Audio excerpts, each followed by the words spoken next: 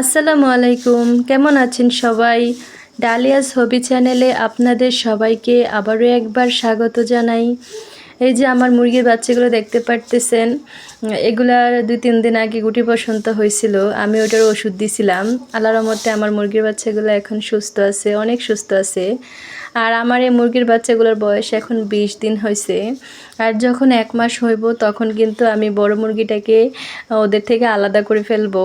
আর আলাদা করে কিন্তু অনেক দূরে রাখতে হবে, এতে করে কিন্তু বাচ্চার আওয়াজ শুনতে পাবে না। 2-3 দিন পরেই কিন্তু আবার মুরগিটা ডিম পেড়ে দিবে। সো এটা একটা প্লাস পয়েন্ট আছে। আর এই যে ছোটো ছোটো বাচ্চাগুলো দেখতে পারতেছেন, এগুলোকেও কিন্তু আমি আরও 1-1.5 মাস খাঁচায় বন্দি করে খাবার দিব ও খাঁচায় রাখবো। আর এতে করে ওরা কিন্তু বিলাই বা কুকুরে খেতে পারবে না। আর 1-1.5 মাস পরে বা 1 মাস পরে আবার ওদেরকে আমি বাইরে ছেড়ে দিব, উন্মুক্তভাবে ছেড়ে দিব। কারণ তখন ওরা একটু বড় হয়ে যাব, তখন আর আমার কোনো ভয় নাই। আর আর এর আগেও আমার কিছু বাচ্চা আমি ছোটো থাকতে ছেড়ে দিয়েছিলাম, আমার ভুলের কারণে এই কুকুর বেল খেয়ে ফেলছে।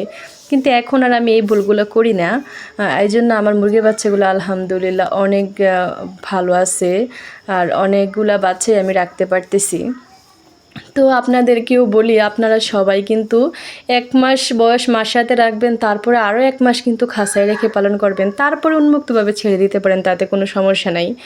আর আমার মুরগির বাচ্চাগুলা যেহেতু আমি এভাবে পালন করি, এর জন্য আপনাদের সাথে শেয়ার করলাম। আর আমি আজকে যেই গুরুত্বপূর্ণ কথাটা বলবো ওইটা হলো যে মুরগির ডিম। আপনারা গ্রামে যারা বসবাস করেন তারা অনেকেই বলেন যে সূর্যের আলো না লাগলে বা ডিম যদি ধুয়ে ফেলা হয় তাতে নাকি বাচ্চা ফুটে না। এটা পুরোটাই কুসংস্কার। আর আমি বেশিরভাগ কিন্তু ফ্রিজে ডিম রেখে এগুলো থেকে বাচ্চা ফুটাই। এতে কোনো সমস্যা হয় না। 2-3 ডিমটা যখন পারবো 4-5 দিন এটাকে ফ্রিজে রাইখা তারপরে আমি একসাথে মুরগিগুলোকে বসাই দেই। একসাথে মুরগিগুলো বসালে সুবিধা কি, একসাথে বাচ্চাটা নামে আর 2 মুরগার বাচ্চা 1 মুরগার সাথে দিয়ে দেওয়া যায়। এতে করে ওই যে মুরগি আছে ওই মুরগিটা কিন্তু আবার ডিম পেড়ে ফেলে। আর এই যে দেখতে পাচ্ছেন আমার এই খাঁচাটা আমি বাইরে রোদের ভিতরেই রাখি, এতে করে আমার মুরগির বাচ্চাগুলা সবসময় রৌদ্র পায় আর ওরা ভালো থাকে। এটাতে আমার কিছু বাচ্চা আছে, ওই যে বলছিলাম কয়েকটা বাচ্চা বুড়ো বিড়ালে খেয়ে ফেলছে।